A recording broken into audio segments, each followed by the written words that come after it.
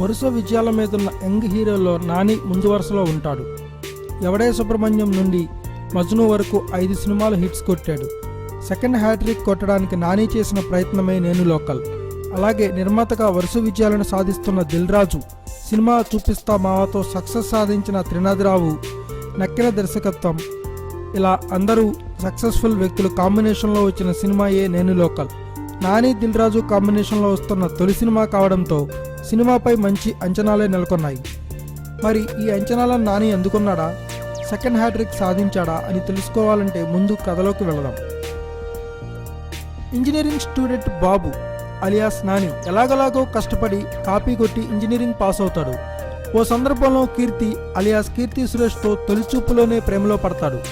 తన ప్రేమను ఆమెకు చెప్తాడు. అయితే కీర్తి మాత్రం ముందు బాబు ప్రేమను లైట్ తీసుకుంటుంది. కీర్తి తండ్రి లెక్చరర్, తనకు డీసెంట్గా ఉండే అబ్బాయిలంటే బాగా ఇష్టం. అలాంటి వ్యక్తికి బాబు ప్రవర్తన నచ్చదు. అందుకోసం తను చెప్పిన అబ్బాయినే పెళ్లి చేసుకోవాలని కీర్తితో అంటుంటాడు. ఈలోపు బాబు కీర్తిని ప్రేమలో పడేలా చేసుకుంటాడు. కీర్తి తండ్రి ఆమెకు సిద్ధార్థ్ అలియాస్ నవీన్ చంద్రతో సంబంధం కుదురుస్తాడు. సిద్ధార్థ్ కీర్తిని ప్రేమించి ఆమె కోసం పోలీస్గా ఉద్యోగం సంపాదిస్తాడు. మరి అప్పుడు కీర్తి ఏం చేస్తుంది?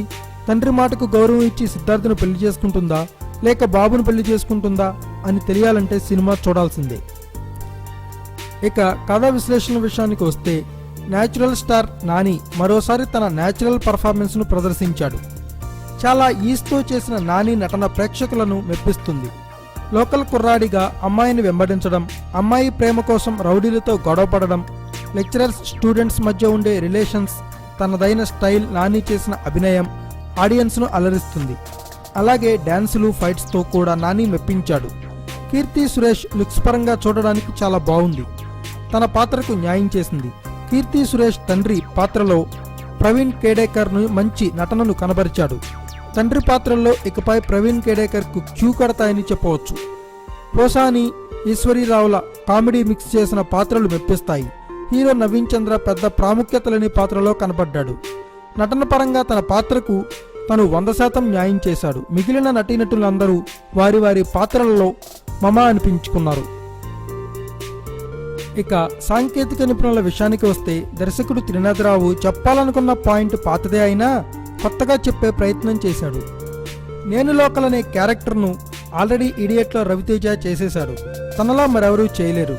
కానీ అలాంటి పాత్రను మరొకటి డిజైన్ చేసి దాని చుట్టూ ఫ్యామిలీ ఎమోషన్స్తో సినిమాను ముడిపెట్టిన తీరు చూస్తే దర్శకుడిని అభినందించక తప్పదు. దేవిశ్రీ ప్రసాద్ పాటలు చాలా బాగున్నాయి. బ్యాక్గ్రౌండ్ స్కోర్ మాత్రం పర్వాలేదంతే. నిజార్ షఫీ సినిమాటోగ్రఫీ బాగుంది. సాయి కృష్ణ, ప్రసన్న కుమార్లు రచన సినిమాకు అదనపు బలాన్ని ఇచ్చింది. మంచి డైలాగ్స్ రాయించారు.